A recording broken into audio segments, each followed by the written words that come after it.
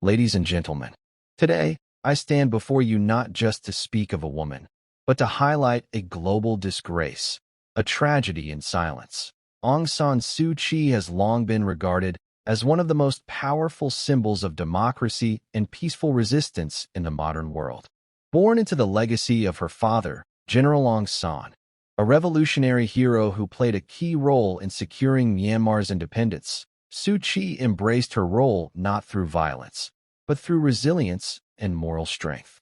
Her journey into political leadership was not chosen out of ambition, but out of necessity, as her homeland fell deeper into the grip of military dictatorship.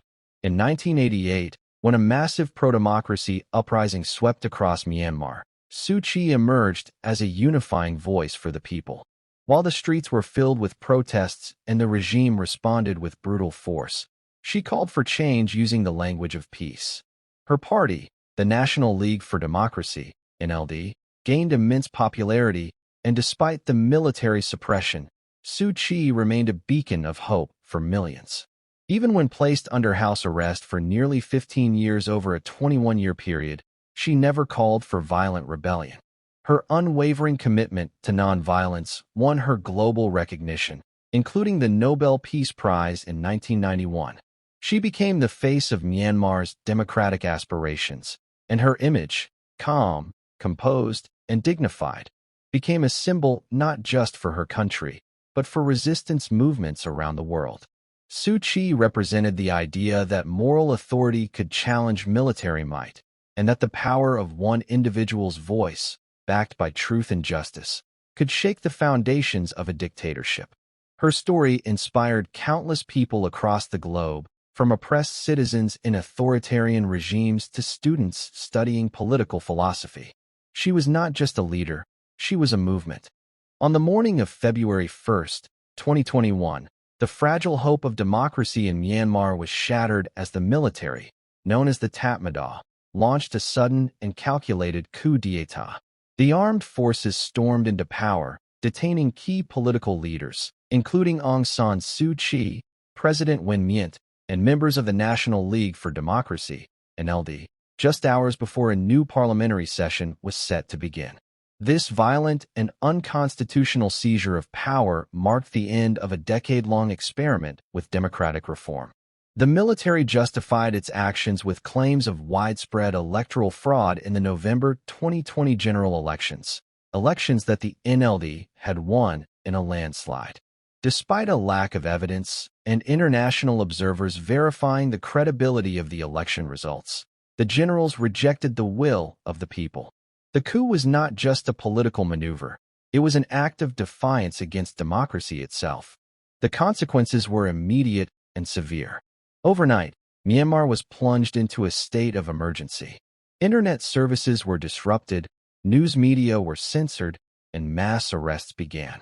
The people of Myanmar responded with unprecedented unity and courage, launching a civil disobedience movement, CDM, that saw healthcare workers, teachers, students, and ordinary citizens take to the streets in peaceful protest. But the military responded with ruthless violence, killing hundreds and imprisoning thousands. At the center of this turmoil was Aung San Suu Kyi, the democratically elected leader whose removal symbolized the military's total rejection of civilian rule. The coup was a strategic effort not just to sideline her politically, but to erase the democratic progress made over the past 10 years. The generals feared her influence, her popularity, and above all, her ability to mobilize the people through peaceful resistance. By detaining her and charging her with baseless crimes, the junta attempted to dismantle the very idea of civilian governance. The 2021 coup didn't only represent a step backward, it was a full regression into military tyranny. It exposed the fragility of democratic institutions in Myanmar and reminded the world that authoritarianism, when unchecked, can undo decades of progress in a single day. Following her unlawful arrest during the 2021 coup, Aung San Suu Kyi was thrust into a legal nightmare that bore no resemblance to justice. The military junta, desperate to eliminate her influence and silence her voice, orchestrated a series of trials that were neither fair, transparent, nor grounded in truth. Held behind closed doors and controlled entirely by the junta, these court proceedings became tools of political repression rather than instruments of justice. Suu Kyi faced a barrage of charges, over 19 in total, including corruption, illegal possession of walkie-talkies, violating COVID-19 protocols, inciting unrest, and breaching the Official Secrets Act. Many of these accusations were trivial, absurd, or clearly fabricated, designed solely to keep her imprisoned and discredit her legacy. For example, one of the first charges involved her possession of imported communication devices, which were allegedly unauthorized, a claim so minor it would hardly warrant attention under normal legal standards, let alone imprisonment. The trials were conducted in special military courts, without access to international observers or independent legal counsel. Even her own legal team faced intimidation, harassment, and restrictions. On several occasions, her lawyers were barred from speaking to the media or sharing information about the proceedings. In some instances, they were not even allowed to meet with her privately. The judicial system, once envisioned as a cornerstone of democratic reform, had become an extension of the military's oppressive machinery. Every verdict handed down in these trials carried a political message. Dissent will be punished, and no one, no matter how revered or internationally recognized, is beyond the reach of military power. Suu Kyi was sentenced cumulatively to over 30 years in prison, effectively ensuring that she would spend the rest of her life behind bars. The charges were staggered and extended over time, reinforcing the regime's strategy to keep her out of the public eye indefinitely. These sham trials were not just about punishing Suu Kyi, they were about erasing hope. By criminalizing her leadership and burying her behind false legal proceedings, the junta sought to crush the spirit of resistance across Myanmar. The world watched as justice was twisted into a weapon of tyranny, and the rule of law became a shadow of its former self. One of the most harrowing aspects of Aung San Suu Kyi's detention is the extreme isolation she has been subjected to since her arrest. After the initial period of house arrest following the 2021 coup, Myanmar's military regime escalated their cruelty by moving her into solitary confinement within Naypyidaw prison, an aging, high-security facility known for its harsh conditions and limited human contact. This marked a severe departure from previous detentions and symbolized the junta's deepening fear of her influence, even in silence. Solitary confinement is a psychological weapon. It's designed not just to imprison a person physically, but to dismantle their sense of identity, break their spirit, and erase their presence from public consciousness. In Suu Kyi's case, the military has used it strategically to sever her from the outside world. She has been denied regular access to her legal counsel, barred from speaking publicly, and cut off entirely from her supporters, allies, and family members. Her health status, mental well-being, and day-to-day conditions remain shrouded in secrecy, fueling concerns over her safety and treatment. Reports suggest that she is kept in a small cell with minimal contact, under constant surveillance, and with limited access to reading materials, medical care, or even fresh air. As an 80-year-old woman, such confinement poses a serious threat to her health. Yet the military shows no regard for her age or her globally recognized status as a Nobel laureate and human rights figure. To them, her continued isolation is not just a precaution. It's a calculated effort to erase her influence entirely from Myanmar's political landscape. This level of isolation is not only cruel, but violates international standards for the treatment of prisoners. Organizations such as Amnesty International and the United Nations have condemned solitary confinement, especially for elderly or political prisoners, as a form of psychological torture. In Suu Kyi's case, it reflects the junta's utter disregard for human dignity and their intent to suppress any symbols of resistance that could inspire the population. Her removal from public view also serves another purpose. It eliminates any possibility of her being a rallying point for opposition forces. Without her voice, her guidance, or even her image, the military aims to create a vacuum, a space where hope can be extinguished and the memory of her leadership can fade. But even in confinement, Suu Kyi remains a potent symbol of resistance, and her solitary imprisonment only deepens the injustice that has become the defining feature of Myanmar's post-coup reality. While the military regime in Myanmar may not be subjecting Aung San Suu Kyi to physical abuse in the traditional sense, the treatment she endures amounts to a severe and ongoing form of psychological torture, a calculated and insidious method of breaking the human spirit without leaving visible scars. Suu Kyi, once the voice of a democratic nation, now faces a grim, silent war within the confines of a prison cell where her thoughts are her only companions and time is her greatest tormentor. Solitary confinement itself is one of the most recognized forms of psychological torture. Extended isolation has long been known to cause a range of devastating effects on the human mind, including anxiety, depression, hallucinations, and cognitive decline. For someone like Suu Kyi, an elderly woman who once thrived on dialogue, leadership, and connection with her people, the emotional strain of complete disconnection is an invisible form of cruelty. Days and nights blur together in silence, with no mental stimulation, no human interaction, and no access to the outside world. The aim is clear: to render her voiceless not just in society, but even within her own mind. Moreover, the nature of her imprisonment is laced with constant uncertainty and fear. The regime can manipulate her conditions at will, changing her cell, denying her access to medical care, revoking even basic privileges, or extending her sentence with new fabricated charges. This unpredictability creates a state of psychological instability, where Suu Kyi is forced to live in a perpetual limbo, unsure of her fate, her future, or whether she'll ever see freedom again. It is a tactic designed not to rehabilitate, but to mentally destabilize. Adding to the mental anguish is the deliberate strategy of isolating her from the causes and people she once stood for. She is denied the ability to hear news about the world, to read newspapers, or even to know how her party or supporters are faring. The regime has not only locked away her body, they have built barriers between her and every source of emotional strength she once drew from. For someone whose entire life was built on public service, social engagement, and advocacy, this type of psychological deprivation is a slow erosion of identity.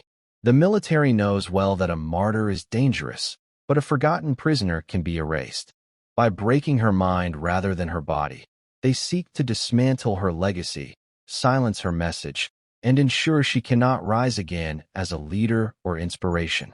This is not merely imprisonment. It is a sustained psychological assault, crafted to turn a national hero into a silent memory. The imprisonment of Aung San Suu Kyi is not an isolated act of suppression. It is part of a deliberate and far-reaching campaign by Myanmar's military junta to silence all forms of dissent and crush the spirit of resistance that has long existed within the country. Suu Kyi's arrest was just the first move in a systematic strategy to dismantle any and all opposition to the regime's rule. By targeting her so prominently, the military sent a chilling message to the nation. If a Nobel Peace Prize winner, a former head of state, and the face of Myanmar's democratic movement can be silenced, then no one is safe. Since the 2021 coup, the military has embarked on one of the most brutal crackdowns in the country's modern history.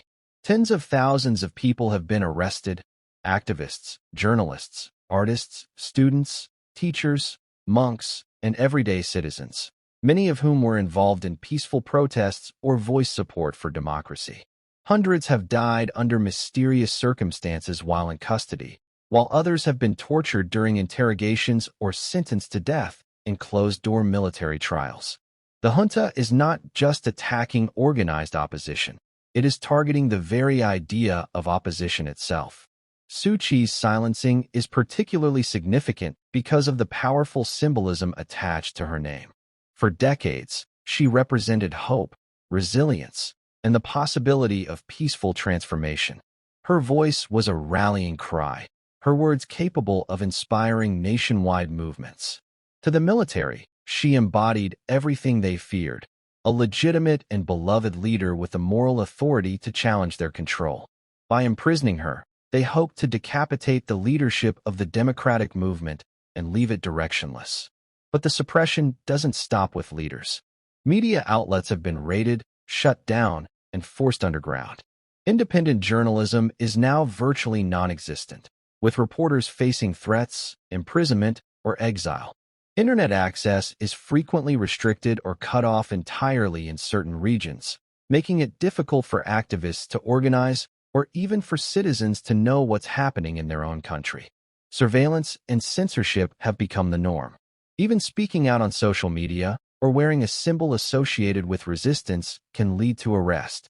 The junta's tactics are rooted in fear of a united population, fear of international scrutiny, and above all, fear of truth.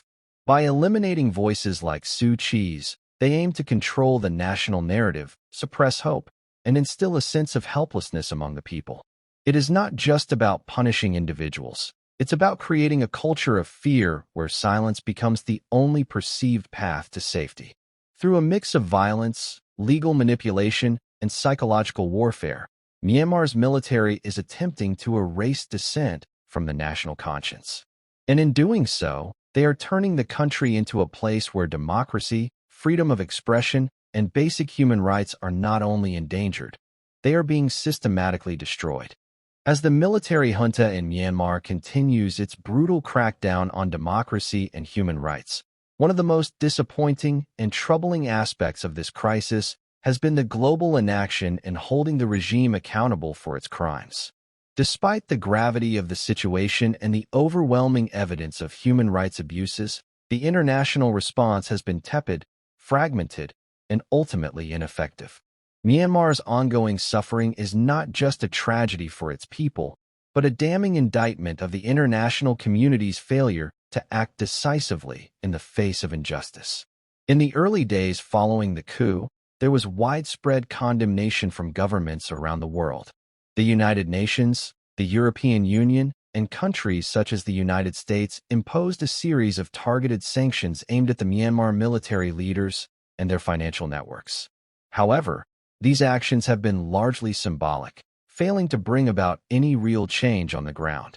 The junta has continued to act with impunity, knowing that the international community is divided and unwilling to take bold, concrete actions that would force them to reconsider their behavior. One of the key reasons for this inaction is the geopolitical complexity of the region. Myanmar's military regime enjoys support from powerful countries such as China and Russia, which have shielded the junta from any meaningful action in international forums like the United Nations Security Council. These nations have vetoed resolutions that would have imposed harsher sanctions or called for stronger measures, citing concerns over state sovereignty and the principle of non-interference in internal affairs. This has left Myanmar without the pressure it desperately needs from global powers to end the military's reign of terror. Furthermore, neighboring countries in Southeast Asia have largely failed to take a strong stand against the junta.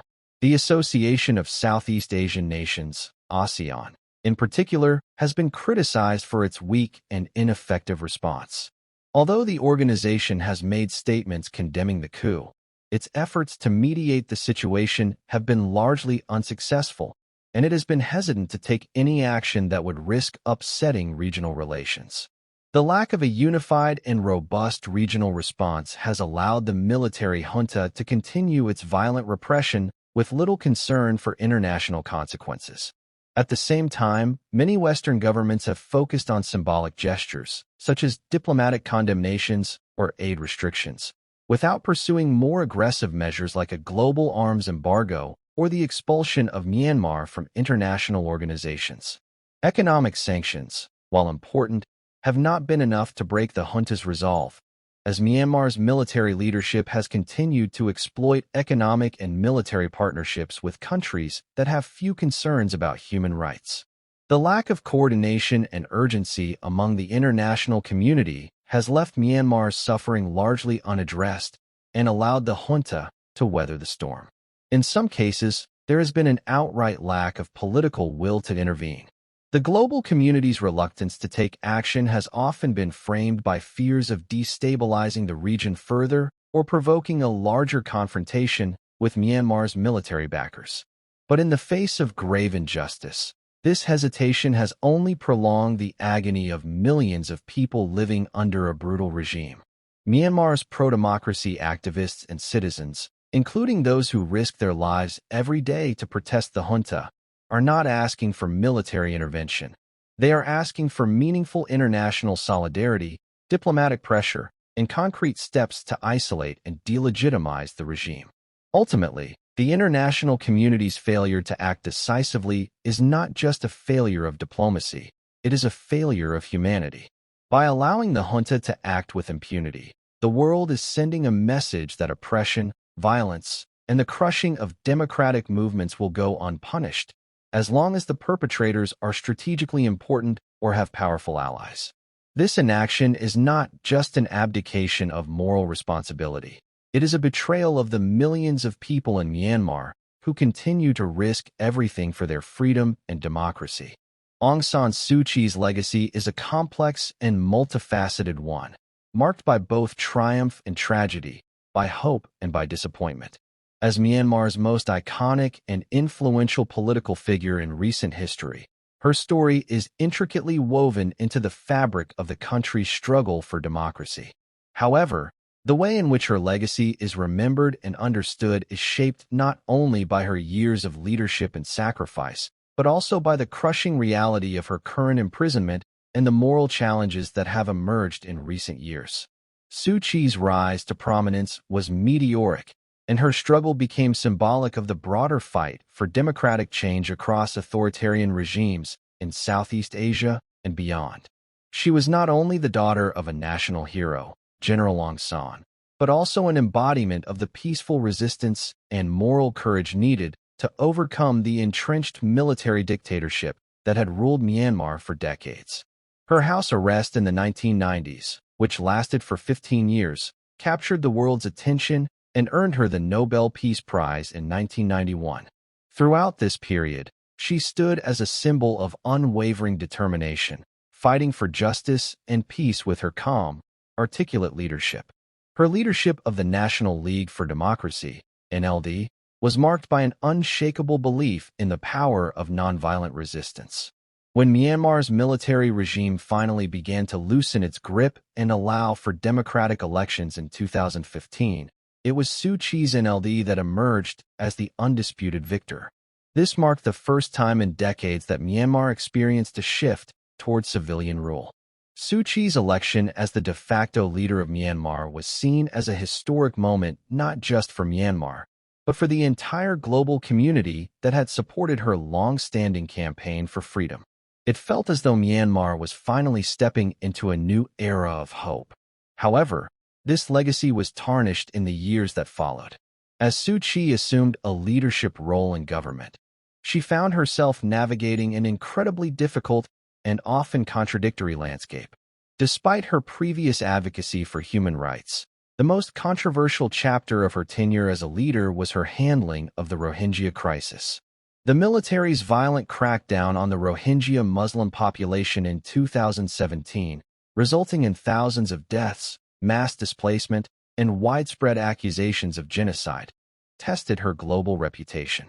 Her refusal to publicly denounce the military or speak out strongly against the atrocities alienated many international supporters and tarnished her image in the eyes of the world. While she claimed that her position as the head of government necessitated a delicate balancing act with the military, the world saw her as complicit, raising questions about her commitment to the values of democracy and human rights. Nevertheless, despite the criticisms surrounding her time in office, Suu Kyi's legacy as a symbol of resistance has remained untarnished in the eyes of many within Myanmar. For the people who have lived under military rule for generations, she continues to represent hope and the possibility of a better future. Her leadership was an embodiment of the promise of democracy, a beacon of possibility in a country long dominated by authoritarianism. Even after her ousting in the 2021 coup, she remains the central figure around whom the pro-democracy movement revolves.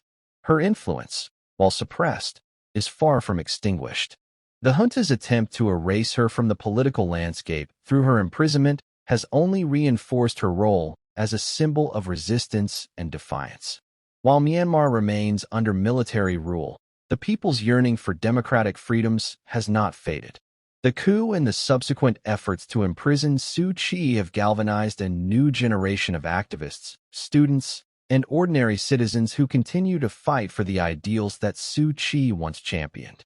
They see her as a figure who, despite her flaws, represents the embodiment of their struggle for a better Myanmar, one free from military oppression, where human rights and democracy flourish. Her legacy will not be defined solely by the controversies of her political career or her current imprisonment. Instead, it will be shaped by how future generations of Myanmar citizens remember her and the resilience they draw from her example. Aung San Suu Kyi, the woman who endured decades of house arrest, who was a leader. Aung San Suu Kyi's story is one of remarkable courage, unwavering commitment, and profound sacrifice. Her journey, from being a symbol of resistance during years of house arrest to becoming the leader of Myanmar's democratically elected government, and now enduring the cruel and unjust conditions imposed by the military junta, reflects the extraordinary resilience of an individual whose fight for democracy transcends her personal hardships. The international community must not let her imprisonment be in vain. The world must stand in solidarity with the people of Myanmar, advocating for the immediate release of Aung San Suu Kyi and the restoration of democracy. The ongoing suffering in Myanmar is a stark reminder of the fragility of freedom and the importance of supporting those who fight against tyranny, oppression, and injustice. Aung San Suu Kyi's legacy will ultimately be defined by the strength of those who continue her work and by the hope that, one day, Myanmar will see the peaceful, democratic future she envisioned. It is up to all of us to ensure that her voice, though silenced for now, is never forgotten, and that the struggle for justice and freedom in Myanmar continues until the day when the people of Myanmar can finally live in the democracy and peace they deserve.